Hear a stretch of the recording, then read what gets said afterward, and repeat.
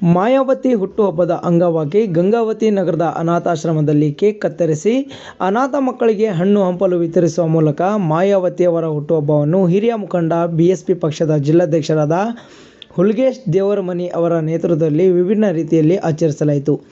ಈ ಸಂದರ್ಭದಲ್ಲಿ ಜಿಲ್ಲಾ ಉಪಾಧ್ಯಕ್ಷರಾದ ನಿಂಗಪ್ಪ, ರಮೇಶ್ ಕಾಳಿ, ನಾಗರಾಜ್ ಕೊಟ್ನೇಕಲ್, ಶಾಂತಕುಮಾರ್, ದೊಡ್ಡಪ್ಪ, ಚನ್ನದಾಸರ್, ಹುಲ್ಗಪ್ಪ ಸೇರಿದಂತೆ ಬಿಎಸ್ಪಿ ಪಕ್ಷದ ಪದಾಧಿಕಾರಿಗಳು ಉಪಸ್ಥಿತರಿದ್ದು, ಮಾಯಾವತಿ ಅವರ 69ನೇ ವರ್ಷದ ಹುಟ್ಟುಹಬ್ಬವನ್ನು ಗಂಗಾವತಿ ನಗರದಲ್ಲಿರುವ ಅನಾಥ ಆಶ್ರಮದಲ್ಲಿ ಆಚರಿಸಲಾಯಿತು.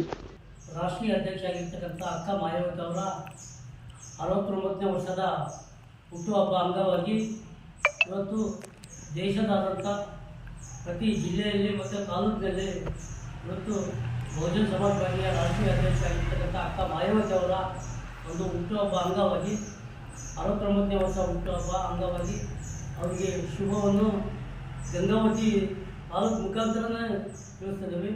ಯಾಕಂದ್ರೆ ಅವರು ಪ್ರತಿದಿನ ಇವತ್ತು ದಲಿತರು ಮತ್ತು ಅಲ್ಪಸಂಖ್ಯಾತರು ಮತ್ತು ಹಿಂದುಳಿದ ವರ್ಗದ ಮೇಲ್ಜಾತಿ ಬಡವರು ಪರವಾಗಿ ಇರ್ತಕ್ಕಂಥ ಬಹುಜನ ಸಮಾಜ ಪಾರ್ಟಿ ಅಕ್ಕ ಮಾಯಾವತಿ ಅವರು ಮತ್ತು ದಾದಾ ಸಾಹೇಬ್ ಕಾಂತಿರಾಮ್ ಅವರ ಏನು ಮಾರ್ಗದರ್ಶನದಲ್ಲಿ ಇವತ್ತು ಅಕ್ಕ ಮಾಯಾವತಿ ಇವತ್ತು 4 ಬಾರಿ ಮುಖ್ಯಮಂತ್ರಿ ಆಗಿದ್ದಾರೆ. ಆ ದೊಡ್ಡ ರಾಜ್ಯದಲ್ಲಿ ಉತ್ತರ ಪ್ರದೇಶ ಅನ್ನೋದು ಒಂದು ಗುಂಡಾ ರಾಜ್ಯ. ಆ ಗುಂಡಾ ರಾಜ್ಯದಲ್ಲಿ ಇವತ್ತು 4 ಸಲ ಮುಖ್ಯಮಂತ್ರಿ ಆಗಿ ಅಲ್ಲಿರ್ತಕ್ಕಂಥ ಬಡವರಿಗೆ ಭೂಮಿ ಮತ್ತು ಆಸ್ತಿಯನ್ನು ಹಂಚಿಕೆ ಮಾಡಿದ್ದಾರೆ ಅವ್ರ ಸರ್ಕಾರದಲ್ಲಿ.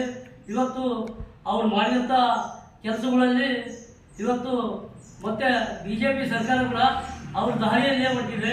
ಯಾಕಂದ್ರೆ ಅವ್ರಾಗಿದ್ದಂಥ ಮಾರ್ಗ ಅದು. ಯಾಕಂದ್ರೆ ಆ ದೊಡ್ಡ ರಾಜ್ಯದಲ್ಲಿ, ಆ ಗುಂಡಾ ರಾಜ್ಯದಲ್ಲಿ ಕಂಟ್ರೋಲ್ ಮಾಡೋಕ್ಕಾಗಲಾರ್ದಂಥ ಒಂದು ರಾಜ್ಯವನ್ನು ಉತ್ತರ ಪ್ರದೇಶದಲ್ಲಿ 4 ಬಾರಿ ಮುಖ್ಯಮಂತ್ರಿ ಆಗಿ ಇವತ್ತು ಒಳ್ಳೆ ದಲಿತರಿಗೆ ಅಲ್ಪಸಂಖ್ಯಾತರಿಗೆ ಒಳ್ಳೆಯ ರಕ್ಷಣೆಯನ್ನು ಕೊಟ್ಟು, ಅಲ್ಲಿರ್ತಕ್ಕಂಥ ಬಡವರಿಗೆ ಭೂಮಿಯನ್ನು ಕೊಟ್ಟು, ಅಲ್ಲಿರ್ತಕ್ಕಂಥ ಬಡವರು ಮತ್ತು ಮೇಲ್ಜಾತಿಯ ಬಡವರಿಗೆ ಕೂಡ ನೌಕರಿಯನ್ನು ಮೀಸಲಾತಿ ಪಡ್ಕೊಂಡು ಮತ್ತು ನೌಕರಿಯನ್ನು ಅಲೈನ್ಮೆಂಟ್ ಮಾಡಿದಂಥ ಆ ಸರ್ಕಾರದಲ್ಲಿ ಇವತ್ತು ಕೂಡ ಮುಂದಿನ ಸಲ 2027ರಲ್ಲಿ ಮತ್ತೆ ಉತ್ತರ ಪ್ರದೇಶ ಚುನಾವಣೆ ನಡೆದಿದೆ. ಆ ಚುನಾವಣೆಯಲ್ಲಿ ಮತ್ತೆ ಅಕ್ಕ ಮಾಯಾವತಿಯವರು ಕೂಡ ಮುಖ್ಯಮಂತ್ರಿ ಆಗ್ತಾರಂತ ನಮ್ಮ ಅಭಿಪ್ರಾಯ. ಜೈ ಹಿಂದ್.